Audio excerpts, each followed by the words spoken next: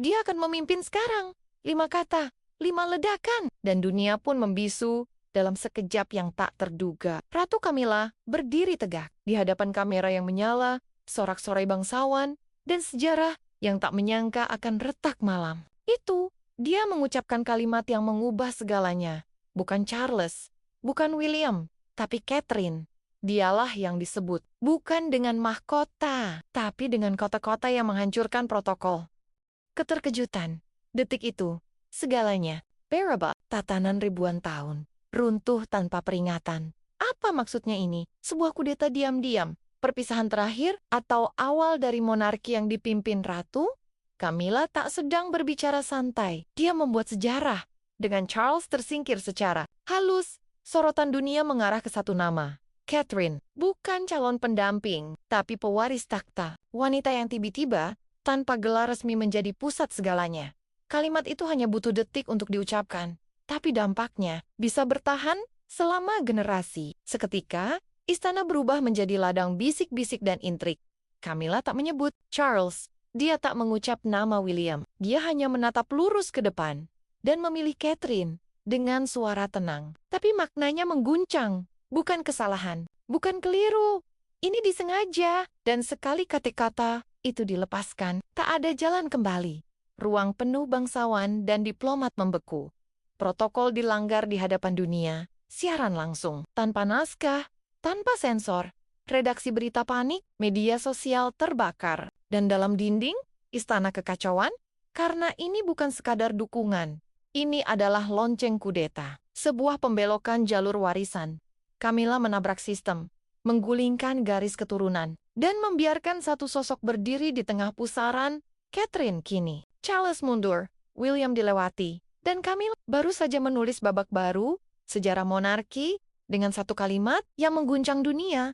Di balik kata-kata Camilla, ada sebuah kebenaran yang lebih sunyi dan jauh lebih mengerikan. Charles perlahan menghilang, bukan dalam sorotan, tapi dalam beang-beang kanker, kelelahan, dan jadwal yang semakin langka, semakin dikontrol. Penampilannya hanya sisa dari seorang raja yang dulu berdiri tegak.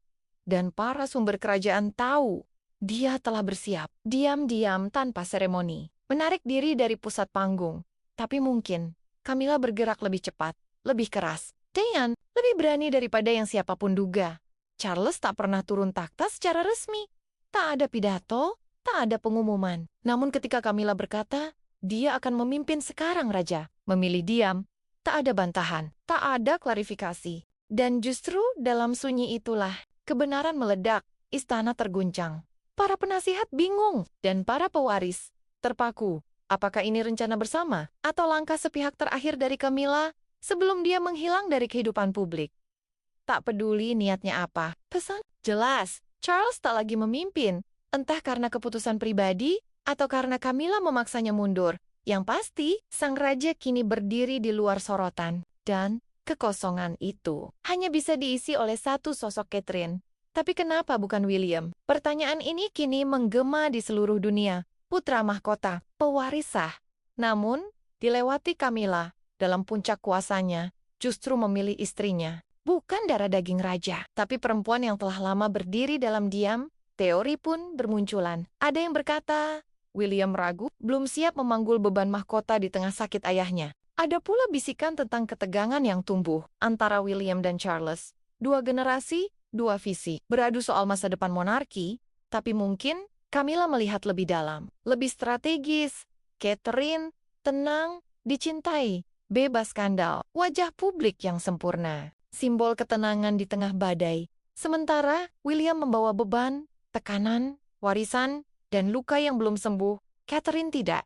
Dia adalah jawaban. Dan mungkin justru itulah alasan sebenarnya. Bukan pengkhianatan, tapi perlindungan. Karena kadang untuk menyelamatkan mahkota, yang harus disingkirkan adalah darahnya sendiri. Ini bukan pengangkatan biasa. Ini adalah kudeta tanpa pedang. Dan William dikorbankan dalam senyap. Mungkin Camilla sedang melindunginya. Dari sorotan, dari tekanan, dari gelombang kritik yang menanti sang pewaris ragu, atau mungkin ia tahu William tak menginginkan ini. Setidaknya, bukan seperti ini. Atau lebih tajam lagi, Mungkin sejak awal keputusan itu bukan miliknya. Yang pasti satu, William telah disingkirkan. Entah karena diam, karena konflik, atau karena kecerdikan Camilla, namanya tak pernah diucap. Dan justru dalam keheningan itu, terdengar ledakan terbesar. Camilla bergerak. Bukan sekadar mendukung, tapi sebuah penobatan tanpa mahkota, tanpa pedang. Hanya satu kalimat yang mengubah segalanya. Dia tidak terpeleset ke momen ini. Dia merebutnya. Dengan satu kalimat, Camilla membelokkan jalur sejarah. Menulis ulang garis suksesi. Apakah Charles tahu? Apakah William menyetujui? Tak ada yang pasti. Yang jelas, Camilla bertindak. Bagi sebagian orang, ini adalah langkah terakhir Camilla sebelum meninggalkan sorotan. Bagi Young Lane, ini adalah tameng strategis untuk menjaga monarki dari retakan yang belum terungkap. Tapi jangan salah, ini adalah momen Camilla. Dia tak menyarankan. Dia menyatakan, dengan suara mantap, di tengah ruangan penuh bangsawan. Camilla mencuri panggung. Selama bertahan-tahan, dia dikenal sebagai pendamping yang tenang. Bayangan sang raja, ratu tanpa guncangan. Tapi, malam itu, Camilla berubah. Bukan hanya ratu, tapi sang pencetak raja. Seorang kingmaker, mungkin memang itu tujuan akhirnya. Bukan pergi dengan anggun, tapi mundur. Dengan kendali mutlak, Camilla tahu. Monarki sedang berubah. Dia tahu, cinta publik tak lagi terpaku pada tahta, tapi pada wajah-wajah yang dipercaya. Dan kini, ketika sejarah berubah arah, Camilla memastikan, bukan Charles, bukan William, tapi dirinya dan Catherine yang akan dikenang dunia. Dua ratu, satu momen, satu pergeseran kekuasaan yang tak seorang pun lihat datang. Kebangkitan Catherine. Selama ini, dia berdiri di samping tahta, diam, anggun, selalu mendukung, tapi kali ini, dia tak lagi berdiri. Dia dipanggil untuk duduk. Pernyataan Camilla bukan sekadar pujian. Itu adalah transformasi. Dari istri, pewaris, menjadi pemegang takhta masa depan. Catherine tak lagi menjadi bayangan. Dia kini cahaya. Dan inilah awal dari babak yang baru. Bukan sekadar kerajaan, tapi kerajaan yang dibentuk oleh dua perempuan paling kuat dalam sejarahnya. Bukan lagi sekadar Duchess. Bukan lagi hanya istri sang pewaris. Catherine kini dilihat sebagai pemimpin masa depan. Dan waktunya terlalu sempurna untuk dianggap kebetulan. Beberapa tahun terakhir, dia berjalan sendiri. Menjalankan tugas-tugas kerajaan tanpa pendamping. Menghadapi badai skandal dengan wajah tanpa retak, menjadi jangkar di tengah keluarga yang goyah. Kini, semua mata tertuju padanya. Dan satu hal menjadi jelas, Catherine sudah siap, atau setidaknya, itulah citra yang sedang dibentuk. Pernyataan Camilla bukan hanya restu, itu penobatan tanpa mahkota. Dan rakyat menjawabnya dengan gegap gempita. Namanya menjadi sorotan dunia. Tagar Queen Catherine mendunia. Para pendukung menyebutnya Ratu Rakyat, gelar yang dulu melekat pada Diana bagi sebagian orang. Catherine adalah ratu masa kini, untuk dunia yang sedang berubah. Belum ada penobatan resmi, belum ada mahkota di atas kepala. Namun, kekuatannya sudah terasa, simbolis, tapi menggetarkan. Dia tak sekadar mengisi kekosongan, dia mendefinisikan ulang posisi itu. Dengan Charles yang menepi, dan William yang membisu, Catherine muncul sebagai sosok pemersatu, di tengah keluarga yang retak dari dalam. Ini bisa jadi bukan sekadar fase, tapi awal dari kekuasaannya. Yang sebenarnya bukan karena darah, tapi karena keyakinan, karena kepercayaan. Lebih banyak keterlibatan diplomatik, lebih banyak kepemimpinan dari balik layar. Dia memimpin inisiatif, berunding dengan pejabat tinggi, mewakili kerajaan dengan cara yang tak pernah mencolok, tapi selalu mengagumkan. Tak ada skandal, tak ada konflik, tak ada judul berita yang menyakitkan. Catherine adalah wajah kemanusiaan dalam tubuh monarki, seorang ibu, seorang diplomat, dan kekuatan diam yang tak tergoyahkan. Jadi ketika Camilla berdiri dan menyebut namanya, itu bukan kejutan. Pengakuan karena rakyat sudah melihatnya, dunia sudah merasakannya. Dan Camilla hanya menyuarakan apa yang sudah diketahui semua orang.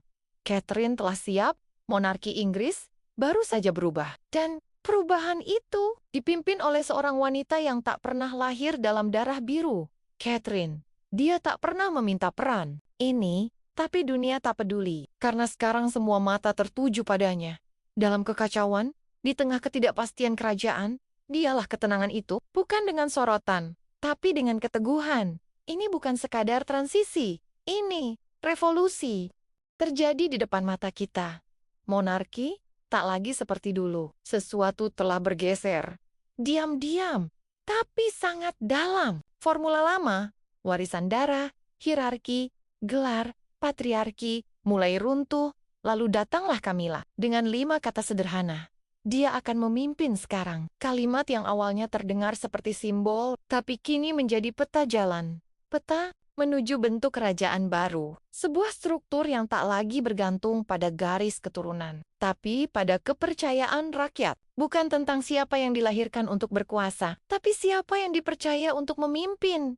Catherine tak lahir dalam kerajaan, tak punya darah bangsawan. Dia bukan pewaris, bukan pemilik gelar sejak lahir.